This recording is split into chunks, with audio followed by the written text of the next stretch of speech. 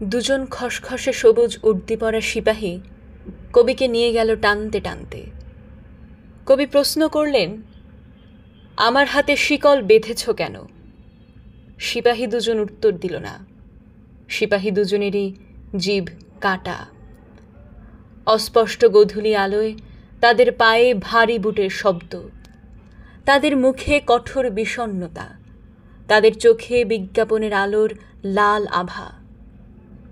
মেটে রঙের রাস্তা চলে গেছে পুকুরের পাড় দিয়ে। ফ্লোরেসেন্ট বাঁশঝাড় ঘুরে ফসল কাটা মাঠে এখন সদ্যকৃত বৌদ্ধভূমি। সেখানে আরও 4 জন সিপাহী রাইফেল হাতে প্রস্তুত। তাদের ঘিরে হাজার হাজার নারী ও পুরুষ।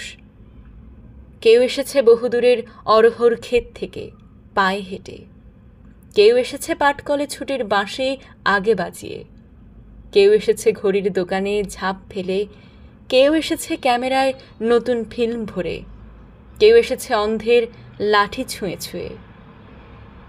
জননী শিশুকে বাড়িতে রেখে আসেননি। যুবক এনেছে তার যুবতীকে, বৃদ্ধ ধরে আছে বৃদ্ধতরের কাঁধ। সবাই এসেছে একজন কবির হত্যা দৃশ্য প্রত্যক্ষ করতে। খুঁটির সঙ্গে বাঁধা হলো কবিকে। তিনি দেখতে লাগলেন তার ডান হাতের আঙুলগুলো। কণিকা একটি তিল, অনামিকা অলঙ্কারহীন, মধ্যমা ঈষৎ টনটনে ব্যথা তর্জনী সংকেতময়, বৃদ্ধা অঙ্গুলি বিভৎস বিকৃত। কবি সামান্য হাসলেন। একজন সিপাহীকে বললেন, আঙুলে রক্ত জমে যাচ্ছে হে, হাতের শিকল খুলে দাও। সহস্র জনতার চিৎকারে সিপাহীর কান সেই মুহূর্তে বধির হয়ে গেল। জনতার মধ্য থেকে একজন বৈজ্ঞানিক বললেন একজন কসাইকে, পৃথিবীতে যত মানুষ বাড়ছে ততই মুরগি কমে যাচ্ছে। একজন আদার ব্যাপারী জাহাজ মার্কা বিড়ি ধরিয়ে বললেন, কাঁচা লঙ্কাতেও আজকাল তেমন ঝাল নেই। একজন সংশয়বাদী উচ্চারণ করলেন আপন মনে, বাপের জন্মেও একসঙ্গে এত বেজন্মা দেখিনি শালা। পরাজিত এমএলএ বললেন একজন বেয়ামবীরকে, কোঁচকিতে বড় আমবাত হচ্ছে হে আজকাল। একজন ভিখিরি খুচরো পয়সা ভাঙিয়ে দেয় বাদামওয়ালাকে। একজন পকেটমারের হাত আকস্মাৎ অবশ হয়ে যায়। একজন ঘাটোয়াল বন্যার চিন্তায় আকুল হয়ে পড়ে। একজন প্রধান শিক্ষয়িত্রী তার ছাত্রীদের জানালেন, প্লেটো বলেছিলেন। একজন ছাত্র একটা লম্বা লোককে বলল, মাথাটা পকেটে পুরুন দাদা। এক নারী অপর নারীকে বলল, এখানে একটা গ্যালারি বানিয়ে দিলে পারত। একজন চাষি একজন জনমজুরকে পরামর্শ দেয়, বউটার মুখে ফলিডিল ঢেলে দিতে পারত না। একজন মানুষ আরেকজন মানুষকে বলে, রক্তপাত ছাড়া পৃথিবী উর্বর হবে না। তবু একজন সমস্বরে চেঁচিয়ে উঠল, এ তো ভুল লোককে এনেছে, ভুল মানুষ, ভুল মানুষ। রক্তগোধূলির পশ্চিমে জ্যোৎস্না, দক্ষিণে মেঘ, বাঁশবনে ডেকে উঠল বিপন্ন শেয়াল। নারীর অভিমানের মতন পাতলা ছায়া ভাসে পুকুরের জলে। ঝুমঝুমির মতন একটা বকুল গাছে কয়েকশো পাখির ডাক। কবিতার হাতের আঙুল থেকে চোখ তুলে তাকালেন জনতার কেন্দ্রবিন্দুতে। রেখা অক্ষর থেকে রক্ত মাংসের সমাহার তাকে নিয়ে গেল অরণ্যের দিকে। ছেলেবেলার বাতাবি লেবু গাছের সঙ্গে মিশে গেল হেমন্তের শেষ আলো। তিনি দেখলেন সেতুর নিচে ঘনায়মান অন্ধকারে এক গুচ্ছ জোনাকি। দমকা হাওয়ায় এলোমেলো হলো চুল। তিনি বুঝতে পারলেন সমুদ্র থেকে আসছে বৃষ্টিময় মেঘ।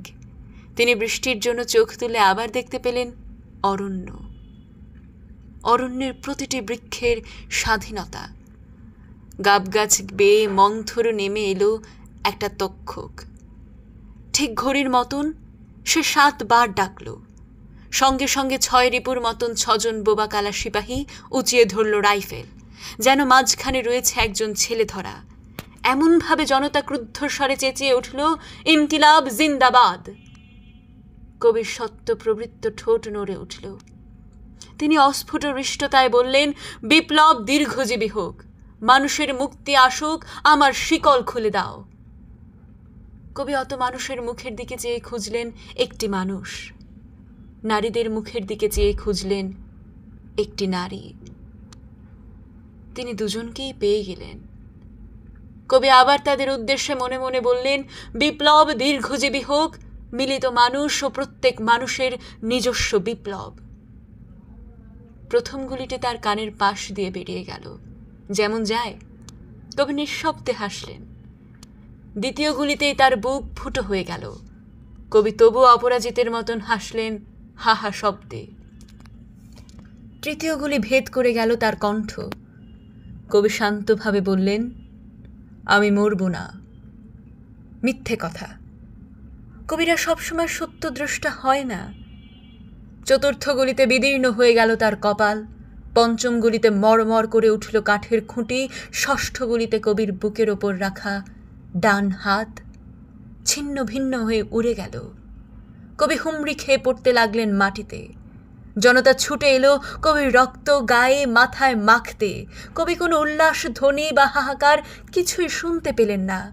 কবির রক্ত, ঘিলু, মজ্জা মাটিতে ছিটকে পড়া মাত্রই আকাশ থেকে বৃষ্টি নামল দারুণ তোড়ে।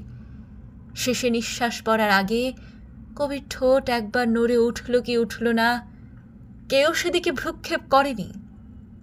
আসলে কবির শেষ মুহূর্তটি মোটামুটি আনন্দেই কাটল। মাটিতে পড়ে থাকা ছিন্ন হাতের দিকে তাকিয়ে তিনি বলতে চাইলেন, বলেছিলুম কিনা আমার হাত শিকলে বাঁধা থাকবে না, আমার হাত শিকলে বাঁধা থাকবে না।